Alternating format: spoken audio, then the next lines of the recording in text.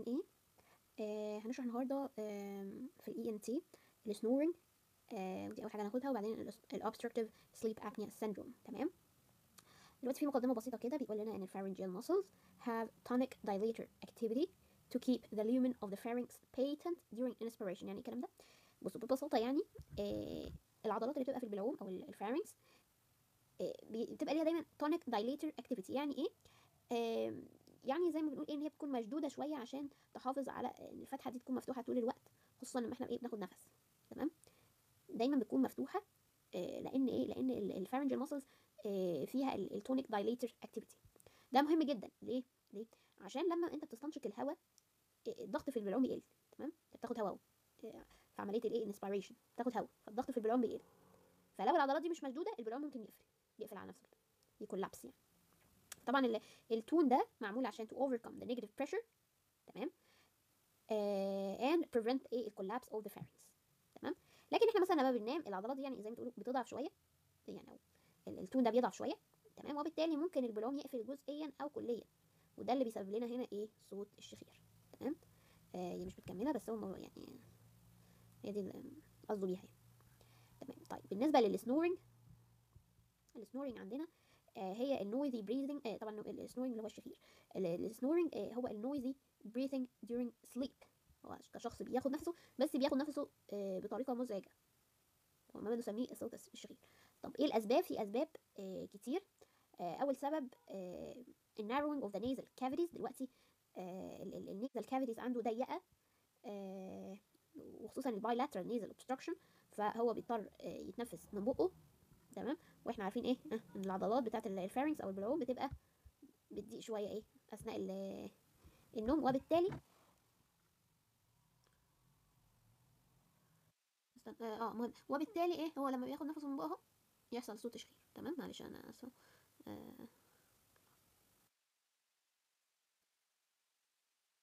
بس تمام. تمام. في برضو النارونج اوف ذا pharyngeal cavities. تمام. آه على فكره ان النارونج اوف ذا nasal cavities ده ممكن، طبعا ممكن يبقى في حاجات كتير زي التورم مثلا، او في زايده لحميه، حاجات زي كده تقفل ايه؟ تقفل الممر الانفي ده. تمام. طب الممر البلعومي اللي هو الفارنجيال كافيتيز ممكن يحصل فين؟ في كذا منطقه عندنا. ممكن هنقسمهم كده مناطق. منطقه مثلا ايه؟ النيزو فارنجيال ممكن يبقى فيه ايه؟ لحميه، ادينويد. تمام. النيزو فارنجيال دي الحته اللي هي العليا من البلعوم، يعني اللي بتبقى البلعوم الانفي ده. او في ورم مثلا، في تيومر سواء حميد او خبيث هيقفل ايه؟ الفارنكس، يؤدي الى صوت الشخير. البالت، البالت لو هو كبير او مترهل برضه هيعيق مرور الهواء، فايه يعني خلينا نعمل صوت السنورينج. طيب بالنسبه لي مثلا اللاترال فارنجال وول او الجدار الجانبي للبلعوم. اللاترال فارنجال وول دي نلاقي فيها ايه؟ بنلاقي فيها طبعا اللوستين، اللوز، التونسل يعني. لو هما متضخمين طبعا ده هيضيق الممر الهوائي، يعمل، خلينا نعمل ايه؟ شخير، hypertrophied tonsils. او في تراكم للدهون زي مثلا ايه؟ زياده الوزن او كده، وده يضيق الممر الهوائي. طبعا مشهور قوي الناس اللي ايه التخان بيبقى عندهم موضوع الشخير ده. التانج برضو، التانج. طيب التانج ايه يعني؟ لو قاعدة اللسان كبيرة، تمام، دي ممكن the large tongue base ممكن يعيق مرور الهواء برضو. او the posterior tongue position في المايكرو جناثيا and erythrognathia. يعني ايه؟ يعني لو بصوا في بعض الحلقات يعني الحالات الخلقيه كده بيبقى ايه؟ اللسان ايه؟ متاخر في مكانه. تمام. فممكن يعمل لنا ايه؟ ياخر، قصدي سوري، يضيق الممر الهوائي. هو اصلا ايه؟ متاخر من مكانه كده، يعني راجع كده. تمام. تمام. طيب بالنسبه بقى للباثوجينيسيس، بالنسبه للباثوجينيسيس انا بس عايزه اشوف ايه اللي هنا ده. الحاجات دي ناقصه، الجمل دي ناقصه. طيب المهم الباثوجينيسيس بتاع السنورنج عندنا ايه؟ قلنا في السوبرا لارyngeal اوبستراكشن. تمام. بصوا دلوقتي الاوبستراكشن اللي هو في الاير واي ده، يعني في حاجه قافله الابر اير واي، صح؟ زي ايه مثلا؟ enlarged tonsils، large tongue، narrow throat، زوره ضيق كده، حاجات زي كده. فانت دلوقتي لما بتيجي تنفس، تاخد نفس لجوه، تمام، جسمك بيعمل ايه؟ بيعمل نيجاتيف بريشر في ايه؟ في زورك. تمام. ليه؟ عشان ياخد الهواء، ياخد الهواء. جسمك يعمل نيجاتيف بريشر عشان يقدر ياخد الهواء. فمع الضيق اللي موجود الاوبستراكشن والنيجاتيف بريشر، الحاجات بقى زي السوفت بالات والتونج بيز والسايد وولز، الحاجات دي هيحصل لها كولابسنج. الحاجات دي هيحصل لها ايه؟ كولابسنج. بس فلما تاخد بقى نفس والهواء داخل بسرعه والحاجات التيشوز دي حصل لها كولابس، ده اهي كولابسنج. فلما تاخد النفس الحاجات الكولابس دي زي ما تقولوا كده ايه، هيحصل لها فايبريشن. الفايبريشن ده هو اللي بيخلي ايه؟ يعمل السنورنج ساوند. تمام. بس فهو لما بيبقى ايه الاير واي اللي عندك partially blocked، تمام، النفس اللي بتاخده بيبقى اصعب ان هو يدخل. تمام. فالافورت الزياده ده، هيخلي السوفت تيشوز في زورك يحصل لها ايه؟ فايبريشن. and this is what we call snoring. تمام. بس يعني ده اللي عايزه اقوله، عشان هنا الموضوع هنا بس ايه ملخبط كده، منحكيش يعني، فانا مش عارفه. تمام. ناخد ال obstructive sleep apnea. طيب يعني ايه انقطاع النفس ده obstructive sleep apnea؟ يعني cessation of respiration during sleep for more than 10 seconds or 5 or more apnea attacks per one sleep hour. تمام. طيب ايه الموضوع كبير ده بقى؟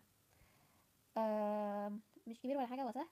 هو بيقول لك يعني ان انقطاع النفس بيبقى لمده مثلا 10 ثواني وانت نايم اهو، يوم النفس بتاع 10 ثواني او 5 ثواني، او يحصل في الساعه الواحده اكتر من اتاك او انقطاع نفس يعني.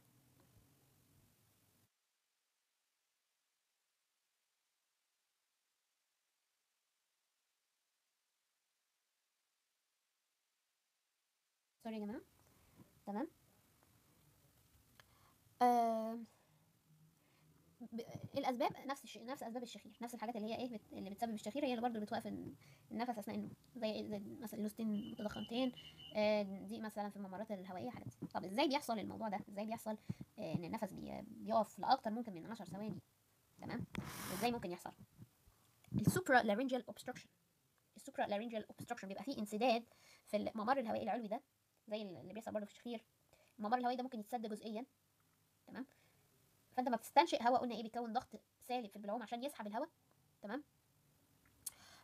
وبالتالي بسبب الانسداد وضغط الهواء السالب ده يحصل ايه؟ يحصل انهيار للممر الهوائي ده، او كولابس كده على بعضه اوف ذا اوروفارينكس. تمام.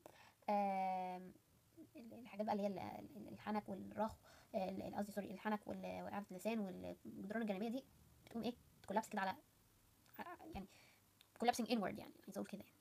تمام. في الحالات الشديده بقى الممر الهوائي لما بيتسد تماما بيوقف النفس.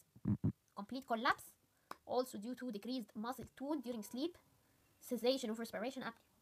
تمام. يوقف النفس. الجسم بقى يستجيب ازاي لتوقف النفس ده؟ يقوم صاحي مره واحده، ده يرجع عضلات البلعوم ان هي ايه؟ تفتح تاني الممر الهوائي، وبعدين ايه بعد ما الشخص بيصحى بيرجع ينام تاني، والدوره ايه؟ تتكرر تاني من الاول كده. تمام. لان الابنيا طبعا ايه؟ بتقلل الاوتو بريشر وتزود السي او 2، فده يحفز السي ان اس فيصحيه، يصحي البيشنت. تمام. فايه return the muscle tone and pharynx of the pharynx and resumption of the pharyngeal patency and the cycle is repeated when the patient sleeps again. ماشي. اوكي. طيب ايه الكلينيكال بيكتشر ايه اللي بنشوفه في العيان بتاع الابستراكتيف سليب ابنيا؟ البيشنت والبارتنر او اي شخص عايش معاه. تمام. during the sleep بنلاقي ايه؟ بنلاقي السنورنج، اكيد دي حاجه اصعب من السنورنج كمان، الشخير يعني. ده بيبقى زي ما تقولوا بيبقى انسداد كل شويه، فالموضوع بيبقى اصعب، فطبعا هنلاقي سنورنج يعني.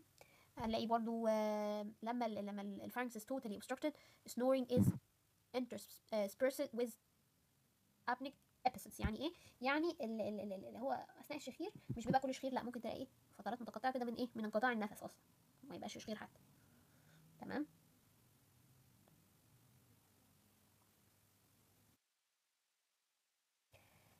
المهم. تمام. قلنا ايه تاني؟ قلنا معلش بس قلنا ايه تاني في الكلينيكال بيكتشر؟ الشخير هنلاقي صوت شخير من ايه؟ الانسجه الرخوه اللي موجوده في الحلق عماله ايه؟ تهتز، يعمل له صوت شخير. يجي له نوبات كده من توقف النفس. تمام. هيتوقف النفس تماما، خصوصا ايه؟ لما يحصل انسداد شديد في الحلق. تمام. هو دلوقتي مش عارف نفس، فهيبقى في صراع من اجل التنفس. هو مش عارف ينفس، في صراع من اجل التنفس، فيبقى في حركه شديده في الصدر والبطن اثناء محاوله استنشاق الهواء. حركه شديده في الصدر والبطن اثناء، لان ايه؟ هو بيصارع من اجل ان هو يتنفس. ولا في ارق، صعوبه في النوم، لان كل شويه يصحى من النوم. تمام. وممكن يجيله كوابيس وتبول ارادي ممكن. تمام. كل الحاجات دي من ايه، من الاعراض يعني. طيب اثناء النهار بقى، طب ده اثناء الليل. اثناء النهار بيجيله صداع، اول ما يصحى من النوم كده بيجيله صداع، تمام. ضعف التركيز طبعا لانه مش نايم طول الليل كويس، فصعب التركيز. و بس يا جماعه مش معلش، المهم ايه، معلش في حاجه بس هنا. المهم هيبقى ايه اثناء اليوم كده، ايه عايز ينام عشان ايه، هو طول الليل مش نايم كويس. طيب بالنسبه للانفستيجيشنز، في حاجه كده اسمها ايه، عشان نعرف هو عنده الموضوع ده، في حاجه اسمها المولرز مانيوفر، تمام. ده عشان نحدد the site of the collapse and the cause of the obstruction، تمام. فبنخلي البيشنت يعمل ايه، ياخد نفس وبقه مقفول، تمام. ليه؟ عشان نحفز الحاجه يعني انقطاع النفس اللي بيجيله ده، تمام. while the upper airway is examined by endoscope، تمام. انا هشرح لكم براحه كده على الاخر. ثانيه واحده خليكم معايا. بصوا المولرز مانيوفر ده، او مانيوفر، او I don't know، دي طريقه كده بنستخدمها لما نعوز نعرف. هو دلوقتي العيان جاي لنا بيقول ايه، مش بعرف انام طول الليل، مش عارفه ايه الحاجات دي كلها، ومراتي بتسمعني بشخر اي حاجه يعني، بس بتسمعني بشخر يعني. فاحنا عايزين نعرف عنده obstructive sleep apnea، عايزين نعمل الانفستيجيشن بتاعتها، فبنستخدم الطريقه اللي هي المولرز مانيوفر، او مانيوفر، او I don't know. عشان نعرف ايه بقى، عشان نعرف مكان وسبب الانسداد في مجرى الهواء، نعرف مكان الانسداد وسبب الانسداد ده كمان. ايه الطريقه ان احنا بنقول للمريض ياخد نفس عميق ويقفل بقه، تمام. وبعدين ندخل، احنا بقى كدكتور دلوقتي انت بتدخل منظار في ايه، في زور المريض كده، او يعني بصوا، هو انتوا بتدخلوه المنظار ده بتدخلوه من الابر اير واي، بس بتدخلوه لحد زوره، تمام، عشان تشوف ايه مكان الانسداد. انت مش هتدخله من الابر اير واي وبعدين يعني هتدخله لحد فين، لازم تدخله لحد زوره، تمام. فانت بتخلي المريض يعمل زي انه بيحبس نفسه كده، وبكده انه ايه بيظهر مكان الانسداد بشكل اوضح. عشان كده بيمثل نفس اللي بيحصل اثناء النوم، بيعرفك ايه اللي بيحصل اثناء النوم، ان هو بيعمل انسداد بقى، يعني بيعمل ايه، يخلي جسمه يعمل نفس الموضوع. في انفستيجيشنز تانية زي ايه، يعمل اكس راي اوف ذا هيد اند نيك، سي تي سكان، تمام، عشان برضه نعرف الكوز obstruction and the site of collapse. و poly sonography، تمام. ايه بصوا اقول لكم انا دلوقتي.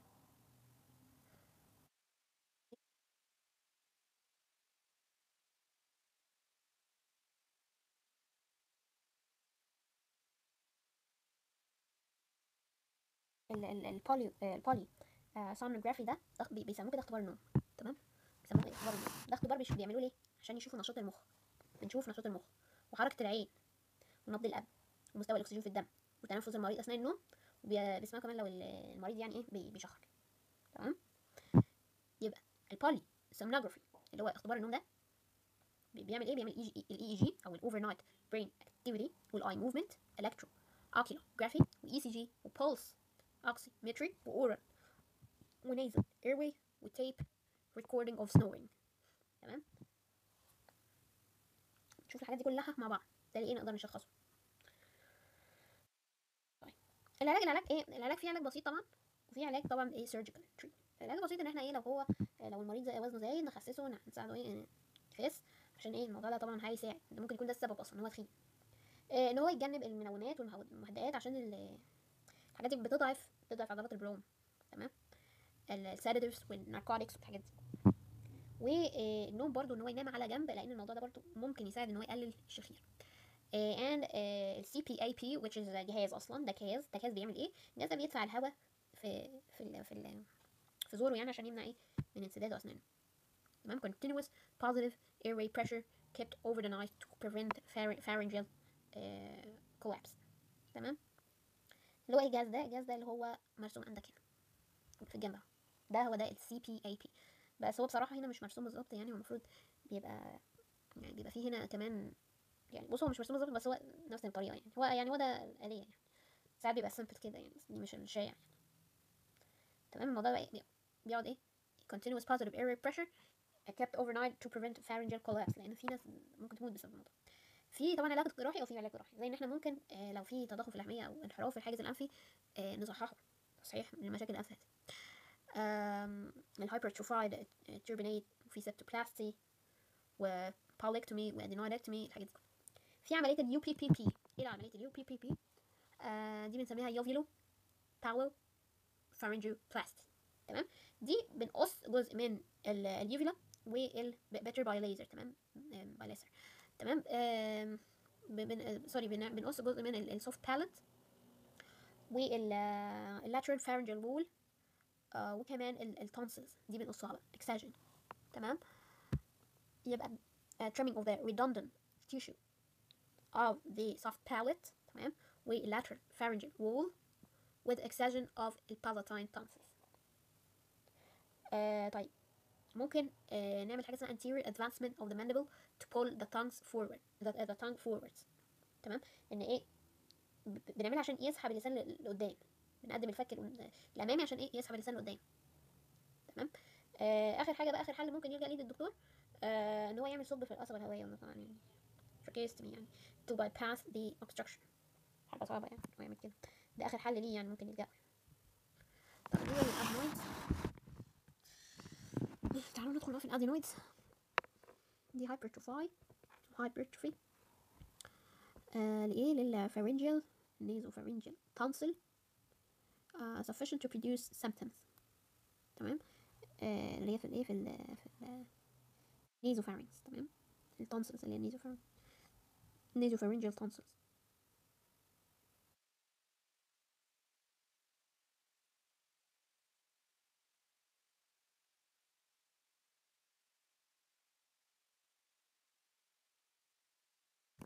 سوري. اللي هي الايه اللحميه يعني. تمام. فالحجم بتاعها بيزيد. تمام. اللي هي موجوده في الجزء العلوي يعني من البلعوم. تمام. وعايزه اقول ان الادينويدز دي لان دي يعني مهمه. الادينويدز دي او the commonest nasopharyngeal swelling. تمام. طيب بتحصل فين؟ بتحصل في الشيلدرن دايما، تلاقيه يقول لك عنده اللحميه، عندها لحميه كده. اسباب الالتهاب ده والادينويد ده في يعني هي ممكن تبقى حاجه طبيعيه، زياده حجم طبيعيه، ودي بتحصل للاطفال من سن 3 ل 8 سنين. بعد كده بتصغر حجمها تاني يعني. تمام. بعد كده بقى يعني الناس اللي قدنا كده والناس الكبيره بتحصل لها اتروفي. طيب في زياده حجم مرضيه، دي بسبب ايه؟ كل شويه ايه؟ التهاب في الجهاز التنفسي العلوي، كل شويه فايه فبتزيد بشكل مرضي pathological hypertrophy. تمام. due to recurrent upper respiratory infections. اعراضه ايه؟ اعراضه بيبقى فيه انسداد طبعا الانف من الناحيتين، فالطفل بيبقى ايه مش عارف يتنفس من مناخيره كويس، فبيضطر طبعا يتنفس من بقه عشان ايه مش عارف يتنفس من مناخيره اصلا. تعالوا بقى نكمل معلش. قلنا بقى ايه في السيمبتومز؟ البايلاترال نيزل obstruction. تمام. فبالتالي هيبقى في ماوث بريدنج. تمام. دي في السيمبتومز يعني. وكمان لما يبقى في بايلاترال، بصوا البايلاترال نيزل اوبستراكشن دي تحتيها الاربع نقط فاهمين، وبعديها بايلاترال نيزل ديسشارج تحتيها برضو ايه الاربع نقط هكذا يعني. ماشي. فهو دلوقتي لما مناخيره الاثنين مقفولين بالادينويدز هيتنفس من بقه. هيبقى عنده سبيتش هايبونيزاليتي. يعني ايه؟ يعني زي ما تقولوا صوت الكلام بيبقى مضروب كده، لان الهواء مش عارف يعدي كويس من مناخيره. تمام. عشان يرن الصوت، زي هقول لكم ايه، زي ما يكون واحد مثلا بيكلمك وهو ايه قافل مناخيره كده، عامل كده. بصوا كده. يعني اقفل مناخيرك كده واتكلم هتلاقيك ايه مخنف كده. هو برضو ايه speech hyponasality ده قصدي. اللي برضو difficult suckling in infants. الرضع بيصعب عليهم ايه ان هم يرضعوا، لان هم مش بيقدروا يشفطوا ايه اللبن كويس لما يكون في حاجه مسدوده جوه مناخيرهم يعني. بيبقى فيه difficult suckling in infants. برضو بيحصل snoring and obstructive sleep apnea، الشخير وانقطاع النفس اثناء النوم. تمام. المهم يا جماعه ايه قلنا بيبقى في حاجه سادة مناخيره، فايه بالتالي هيتنفس من بقه، فبالتالي هيحصل ايه snoring وobstructive سليب ابني، يعني عشان ايه مسار الهواء في الحلق يعني في الزور يعني بيضيق ويقفل اثناء النوم. وده فعلا ده بقى خطر جدا، ده خطر في الادينويد نفسه، ده اخطر حاجه. برضو حاجه تانية البايلاترال نيزل ديسشارج، بيبقى عنده ايه افرازات من مناخيره من ناحيتين، بتبقى مخاطيه او مخاطيه وبيبقى فيه صديد كمان، كويل اور ميكو بيرلين. تمام. ده بسبب انه مناخيره مقفوله. تمام. بالنسبه بقى للمناخير والشفايف اللي فوق. تمام. او الشفه اللي فوق يعني الابر ليب والنيزل فيستبيول. دي من كتر ما انت عمال يعني بتمسح مناخيرك وكده فبيبقى فيها حكه والتهاب. فاهمين؟ عارفين الاحساس ده، الاحساس اللي هو الاكسكريشن او ذا نيزل فيستبيول اند ابر ليب. لما بيكون مثلا عندك برد ولا حاجه بتبقى عمال تمسح كده في الشفايف وفي مناخيرك وكده والحته اللي حوالينها دي. يبقى فيه احساس بالاكلان ده. بس هو برضو الادينويد بيعمل نفس الموضوع. وبرضو بيبقى فيه حاجه كده زي بياض البيض، تمام، الجامي ايج وايت. الافرازات اللي زي بياض البيض دي افرازات مخاطيه يعني، تبقى من ورا الانف. بتنزل بقى فين؟ بتنزل في الزور، تمام. هي اصلا بوست نيزل يعني، فبتنزل على طول في الزور يعني. انت مش فاهمين قصدي؟ فاهمين الفكره؟ بوست نيزل من ورا المناخير كده وبتنزل على الزور، تمام. دي بقى اللي بتخلي ايه؟ في سعال. سعال كل يوم بالليل بيبقى عنده ايه؟ سعال، اللي هو بيبقى عنده الحميد. ماشي. بالنسبه اللارyngeus سترايدلس، تمام. وده اللي هو آه، ضيق التنفس المفاجئ يعني، اللي هو اللارنجس سترايدلس. وبرده ده برده خطر جدا يعني، الموضوع ده ضيق النفس المفاجئ ده. كمان ممكن يحصل برده اضطرابات في المعده، زي مثلا ايه؟ فقدان الشهيه، او قيء، الحاجات دي يعني، vomiting، او loss of appetite، تمام. اضطرابات في المعده يعني. وضيق التنفس المفاجئ ده برده ايه؟ اللي هو اللارنجس سترايدلس، ده مهم قوي يعني. طبعا يعني الموضوع اللوس اوف ابيتيت اند مورنينج فوميتنج ده عشان طبعا الافرازات النيزل ديستشارج دي بتنزل على ايه؟ على معدته بقى، تمام. غير السعال بقى بيبقى فيه ايه؟ في لوس اوف ابيتايت ومورنينج فوميتنج، الصديد اللي بينزل على في معدته، تمام. بس الساينس بقى او الحاجات اللي احنا هنعلمها بيها ايه؟ البوستيريور رينسكوبي، بنلاقي الادينويدز but is difficult، تمام. خليكم معايا لحظه.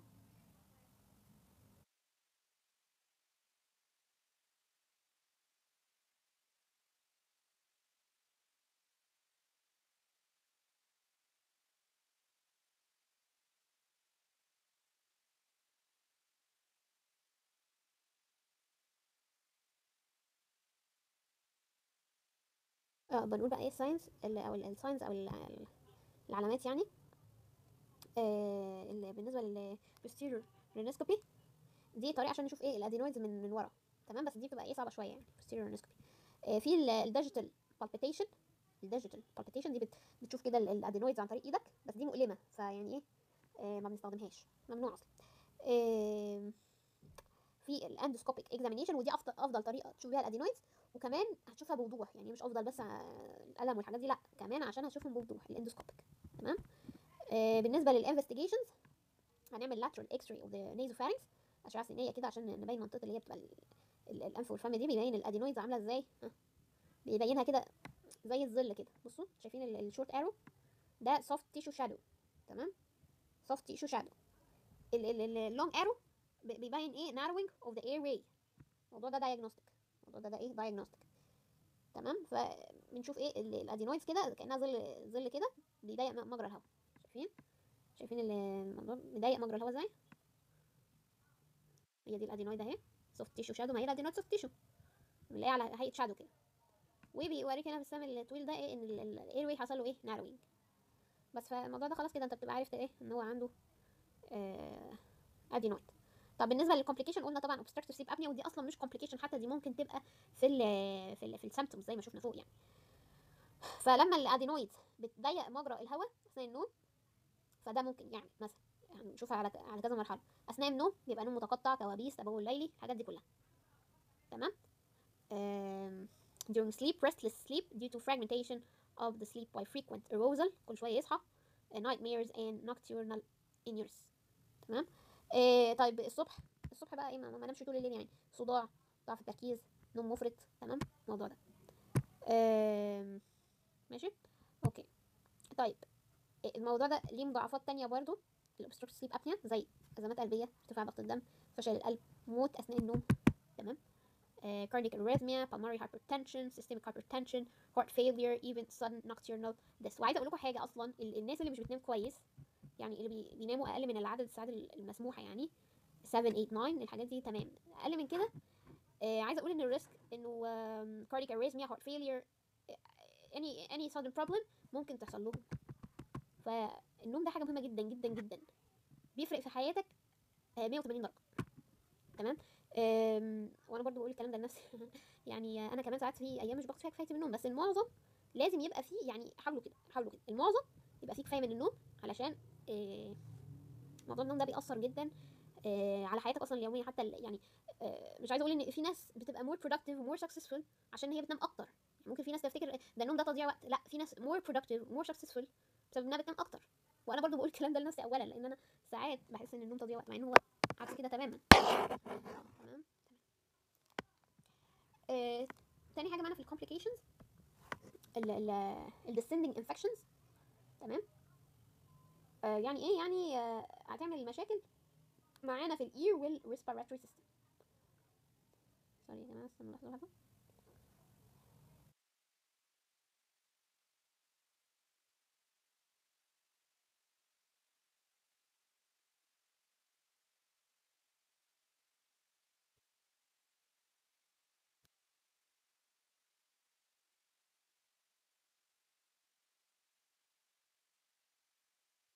طيب بصوا بالنسبه descending infections يعني ايه؟ يعني هتعمل مشاكل عندنا في الاير والريسبيراتوري سيستم. كل الحاجات كل لازم تركزوا كده. complications دي بتاعت ايه؟ بتاعت الادينويدز. تمام، احنا بنشرح دلوقتي ادينويد.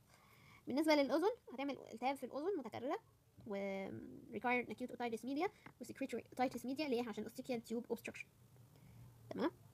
دلوقتي القناه بتاع اللي هي الاستيكن تيوب متسدده او منسده يعني بسبب الادينويدز دي، فكل شويه يبقى فيه التهاب، كل شويه يبقى فيه ايه secretory otitis media. تمام. respiratory طبعا احنا عارفين ان السكريتري اوتايتس ميديا بتحصل اكتر حاجه في الاطفال، والادينويز برضو هي اكتر حاجه بتحصل في الاطفال، فعشان كده الكومبليكيشنز تربطوها كده ايه بالمرض كده. المرض ده بيحصل اكتر حاجه في الاطفال، فبالتالي كومبليكيشن اللي هو السكريتري اوتايتس ميديا اكتر حاجه برضو بتحصل في الاطفال، فهكذا. اوكي، ده الميرور. عندنا برضو بالنسبه للجهاز التنفسي هيبقى بقى ايه التهاب في الانف والجيوب الانفيه والبلعوم والبرونكايتس وكل الحاجات دي واللارنجايتس. يبقى يحصل له recurrent rhinitis, sinusitis, pharyngitis, laryngitis and bronchitis. طيب بالنسبة بقى لل adenoids faces أو faces I don't know، ده بيقول لك due to underdevelopment of middle third of the face. تمام. ال ال ال ال بصوا، الميدل third of the face يعني ايه؟ يعني نص وشه كده بيبقى فيه underdevelopment، ما اكتملش بشكل كامل. التلت اللي في النص. تمام. الحتة دي يعني عند البنت كده، الحتة دي. استنوا كده بنشخبط عليها. طيب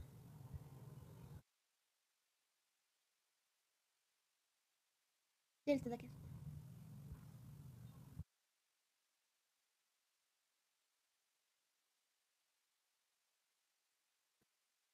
آه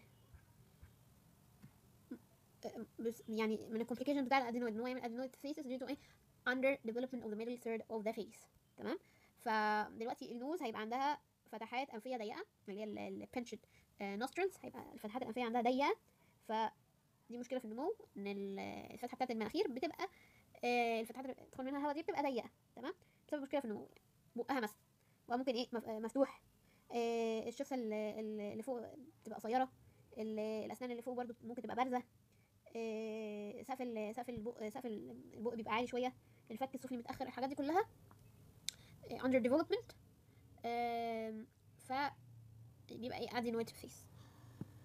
يعني دايما الفم بيبقى مفتوح كده دايما بسبب مشكله في النمو يعني، والسقف البق بيبقى عالي والفك السفلي ايه متاخر لورا كده. تمام. receding mandible. طب بالنسبه للوش، الوش بيبقى ايه ملوش يعني الملامح ما فيهاش تعبير يعني. نقول يصبح خاليا من التعبير يعني بسبب مشكله برضه في النمو يعني. idiot expressionless look يعني ما بتعرفش هو حزين فرحان الحاجات دي كلها بسبب ايه الموضوع ده. تمام. تريتمنت بقى ادينويدكتومي. تشيل الادينويد دي اسمها العمليه اللحميه اصلا. امتى بقى؟ لما الادينويدز دي تبقى مأثره على حياتك كده، تبقى سيمتوماتيك او كومبليكيتد كمان. طبعا لو كومبليكيتد يعني حاله طارئه، لو سيمتوماتيك برضو لازم تشيل. اوكي. بالنسبه بقى للادينويدكتومي اوبريشن، هنشيل الهايبرتروفيك فارنجيال نيزو فارنجيال تونسل اللي هي الادينويد، اللي هي بتبقى بس اللي بتبقى احنا مش بنقول دلوقتي على اللوز اللي هي في البق دي، لا، احنا بنقول النيزو فارنجيال تونسل. ماشي ماشي. بالنسبه للانديكيشن الhypertrophy of نفس الكلام يعني pharyngeal nasopharyngeal tonsil sufficient to produce symptoms and or complications.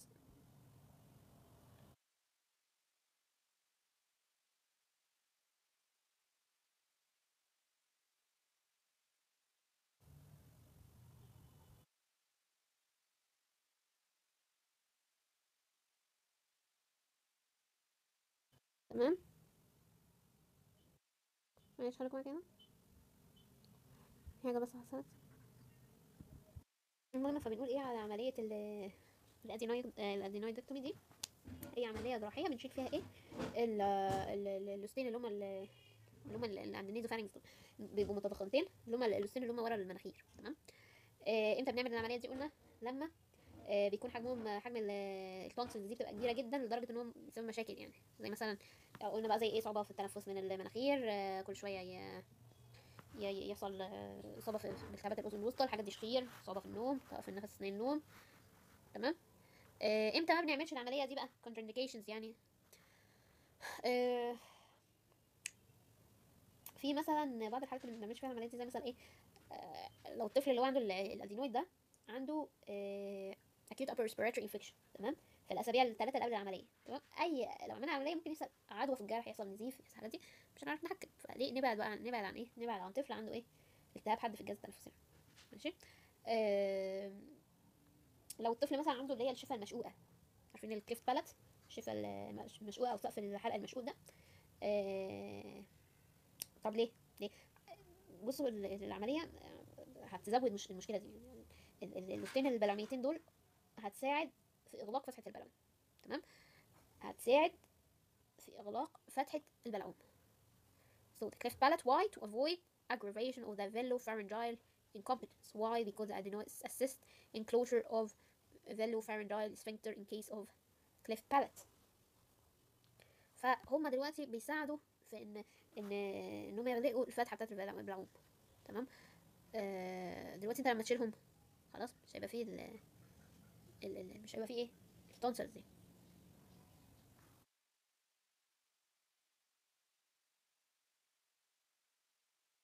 فاهمة اكتر، استنوا.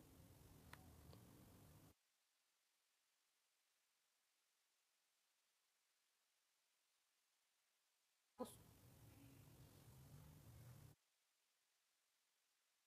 دلوقتي هشرح لكم تفصيل. سقف الحلق المشقوق ده عيب خلقي اصلا. تمام. بيبقى ايه، بيبقى فيه انقسام في سقف الحلق، اللي هو سقف الحلق. تمام. والشفه ايه اللي فوق.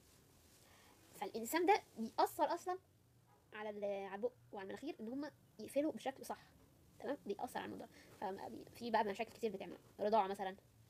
الحليب هتلاقيه بيتسرب من مناخيره. النطق في شويه صعوبه في نطق بعض الحروف، يعني عشان الهواء بيتسرب من المناخير. السمع برضو عشان ممكن السوائل تدخل الاذن الوسطى، هكذا. فدلوقتي انت عندك التونسلز دي، التونسلز اللي هي مش بتاعه البق، بتاعه المناخير. التونسلز دي بتقفل الجزء الخلفي من الحلق اثناء البلع والكلام. تمام. ففي حاله وجود شق في سقف الحلق هتكون الوظيفه دي مضطربه اصلا، مضطربه شويه.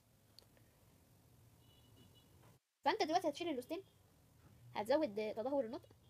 تمام. في حروف كده بتبقى ايه محتاجه الحلق يبقى، او الحلق يعني يبقى، التروت يعني، التروت قصدي، الحلق يعني يبقى مقفول بالكامل. هتزود مشاكل الرضاعه والبلع، تخلي الطعام والشراب يتسرب من خلال المناخير، كمان هتعمل مشاكل اكتر في التنفس. تمام. ليه؟ لان اللوستين دول ببساطه كده كانوا بيساهموا او بشكل جزئي يعني ان هم يقفلوا الفراغ الناتج عن الشق ده. فانت هتشيلهم، يبقى ايه، يبقى الفراغ ده هيبقى اكبر، فهتزود المشاكل. طب ايه الحلول المتاحه يعني؟ في حاجات تانية يعني. في حاجات تانية، في اجهزه تانية كده فمش علينا يعني. تمام. في systemic contraindications. في systemic contraindications زي ايه مثلا؟ لو الطفل عنده مشاكل في الدم زي الهيموفيليا، البربرا، الحاجات دي،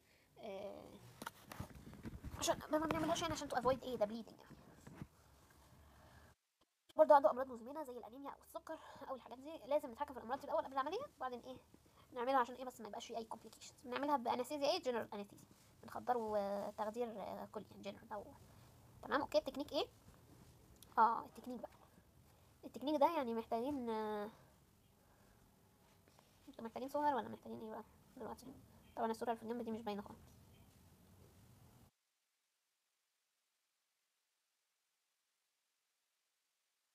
على فكرة أنا عندنا حتة مهمة أوي وصعبة أوي في نفس الوقت.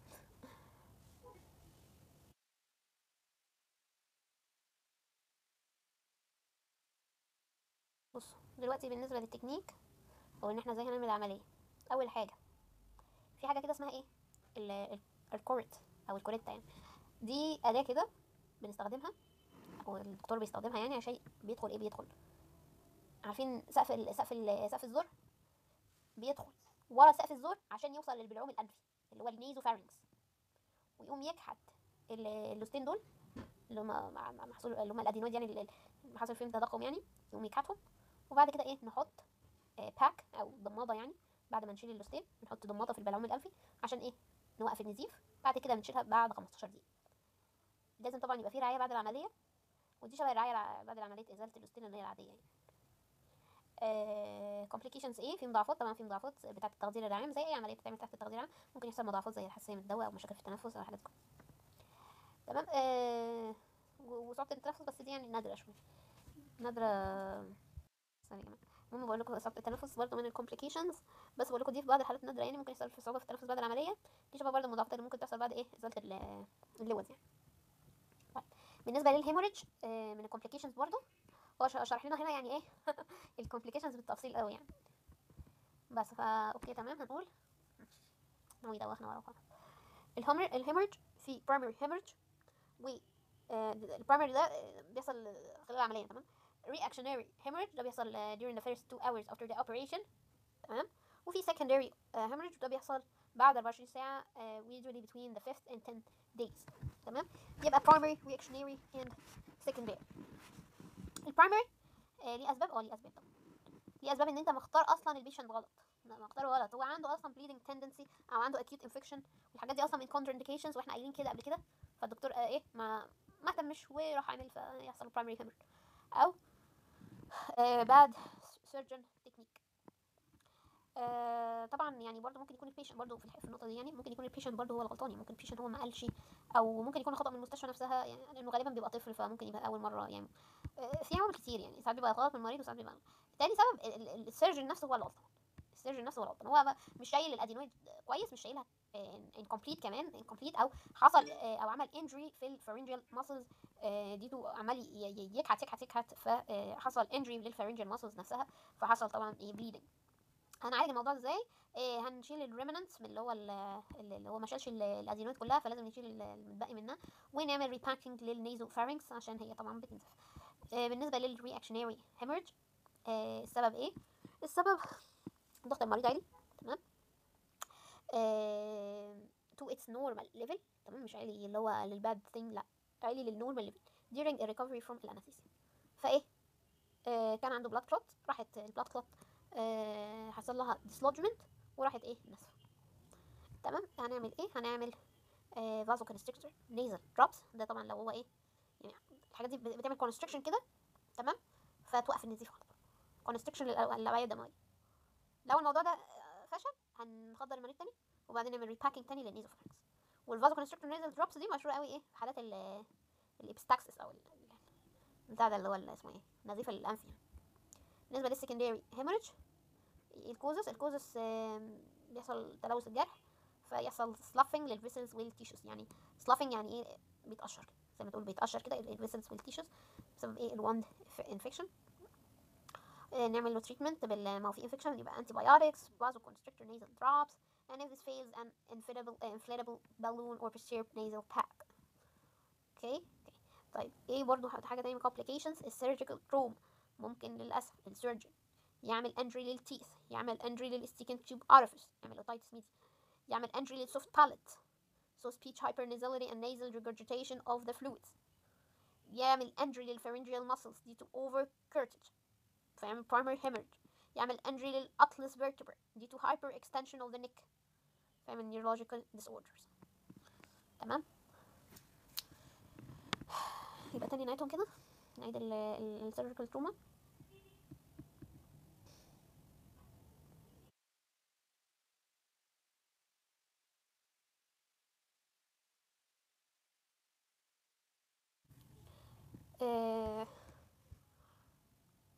تاني يعمل إصابة جراحيه، زي ان هو يسيب الاسنان، يزيل الاسنان الاسنان العمليه، يسيب الستيكن تيوب اورفيس الفتحه بتاعتها فيعمل لنا التهاب اذن وسطى، يعمل اصابه لسقف الحلق يعني، فيؤدي لصوت انفي واعاده خروج السوائل من الانف اللي هي الريجرجيتيشن فلويدز، يصيب عضلات البلعوم، وده ممكن يحصل بسبب انه عمال يكحت يكحت يكحت بشكل زائد.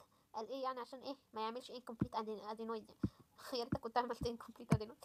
المهم يعني ايه هو عمال يكحت يكحت يكحت فايه عمل لنا إيه نزيف قوي. في ايه برضه ممكن يعملوا يصيب الفقرات او سوري الفقره العنقيه الاولى، وده ممكن يحصل بسبب ايه ان الرقبه متمدده جامد ف هو بقى ايه عمل لها انجري يعني اللي هي الاتلس. تمام. طب برضو من بقيه المضاعفات يعني الايه الانفكشن بتحصل يعني عدوى ممكن يحصل التهاب في مكان الجرح. تمام.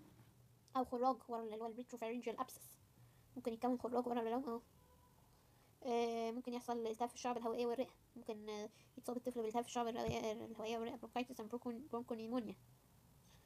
تمام. برضو من المضاعفات الانكمبليت ريموفال او عدم ازاله كامله للوزتين، ف يعمل نزيف اولي بعد العمليه. ممكن يحصل نزيف بعد العمليه مباشره، او الاعراض هتفضل تستمر، اعراض اللي هي التضخم اللوزتي.